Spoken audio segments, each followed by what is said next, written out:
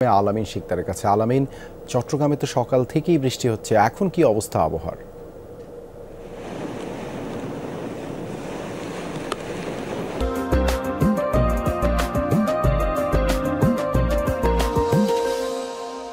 দেবাশিস, এখনো বৃষ্টি হচ্ছে, তবে সেটি যদি বলতে চাই গতকাল রাত এবং মধ্যরাতে যে ভারী বৃষ্টিপাত হয়েছিল সে তুলনায় অনেক কম। তবে তখন আমরা বাতাসের গতিবেগ দেখিনি। এই মুহূর্তে আমরা দেখছি যে বৃষ্টির পরিমাণ কমেছে, তবে বাতাসের যে গতিবেগ সেটি অনেক বেড়েছে এবং ঢেউয়ের আশ্রয় পড়ার যে দৃশ্য সেটাও দেখছি। এবং আমরা দেখছি যে অনেক এই যে 3 নম্বর সংকেতেই যে ঢেউগুলো দেখছি, অনেক বড় বড় ঢেউ আমরা দেখছি যে আশ্রয় পড়ছে এবং পানির যে উচ্চতা সেই উচ্চতাটিও বৃদ্ধি পেয়েছে। এবং গভীর সমুদ্রে যে মাছ ধরার ট্রলারগুলো ছিল সেই ট্রলারগুলোকেও কিন্তু নিরাপদ দূরত্বে সরে আসার জন্য এরই মধ্যে কোস্টগার্ড মাইকিং করছে গভীর সমুদ্রে। এবং যারা তীরে রয়েছে তাদেরকেও এই যে সতর্ক সংকেত চলমান অবস্থায় যেন তারা মাছ ধরতে বের না হয় সে ধরনের কিন্তু নির্দেশনা দিয়েছে। তারপরেও কিন্তু আমরা দেখছি যে একেবারে ছোট ছোট ডিঙি নৌকা বা ট্রলার দিয়ে কিন্তু একেবারে সাগরের তীরবর্তী যে জায়গাগুলো রয়েছে সেখানে জেলেরা তাদের যে মাছ ধরার যে চেষ্টা সেই চেষ্টাটি করছে সেটিও দেখা যাচ্ছে।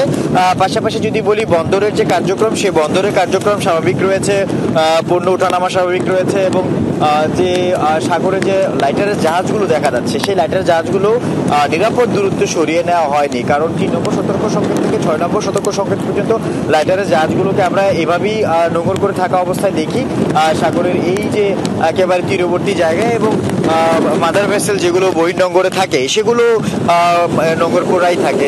এরপরও যদি সতর্ক সংকেত ধীরে ধীরে 6-এর উপরে ওঠে এবং আরো বাড়ানো হয় সেই সময়টিতে মাদার ভেসেলগুলোকে গভীর সমুদ্রের দিকে মাঝ সমুদ্রের দিকে আসলে চলে যাওয়ার যে নির্দেশনা সেটি বন্দর কর্তৃপক্ষ দিয়ে দেয় এবং লাইটার জাহাজগুলো নিরাপদ দূরত্বে নদীর ভেতরে, কর্ণফুলী নদীর ভেতরে নিয়ে রাখা হয় এবং বন্দরের যে পণ্য ওঠানামা সেটিও এক পর্যায়ে গিয়ে বন্ধ করা হয়। তবে সেটি এখন পর্যন্ত কিছুই হচ্ছে না, কারণ এখন পর্যন্ত বন্দরের যে নিজস্ব অ্যালার্ট জারি থাকে সেটিও কোনো জারি করা হয়নি। স্বাভাবিকভাবে পণ্য ওঠানামা চলছে, পাশাপাশি যে কার্যক্রম সেটিও আমরা দেখছি যে স্বাভাবিক রয়েছে। দেবাশিস, ধন্যবাদ আলামিন যুক্ত হবার জন্য।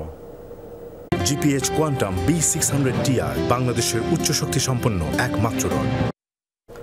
এবার কক্সবাজার থেকে যুক্ত হচ্ছেন সহকর্মী এহসান আল কুতুবী। এহসান, সকালে তো বৃষ্টি হয়েছিল, এখন কি অবস্থা, সৈকতের অবস্থা কেমন দেখছেন?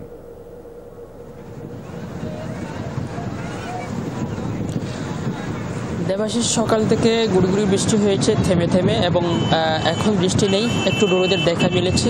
তবে কক্সবাজার সৈকতের এই মুহূর্তের যে অবস্থা, প্রচুর পরিমাণে পর্যটক আমরা দেখতে পাচ্ছি। একেবারে 1 ঘন্টা আগে থেকেই পর্যটকদের ভিড়টা শুরু হয় এবং একেবারে সৈকতের পুরোটা এলাকা জুড়ে যে 3টি পয়েন্ট রয়েছে সৈকতে, সেই 3টি পয়েন্টে আমরা প্রচুর পরিমাণে পর্যটক দেখছি এবং এখানে তারা সুন্দর একটি মুহূর্ত কাটাচ্ছেন, আনন্দ উল্লাস করছেন।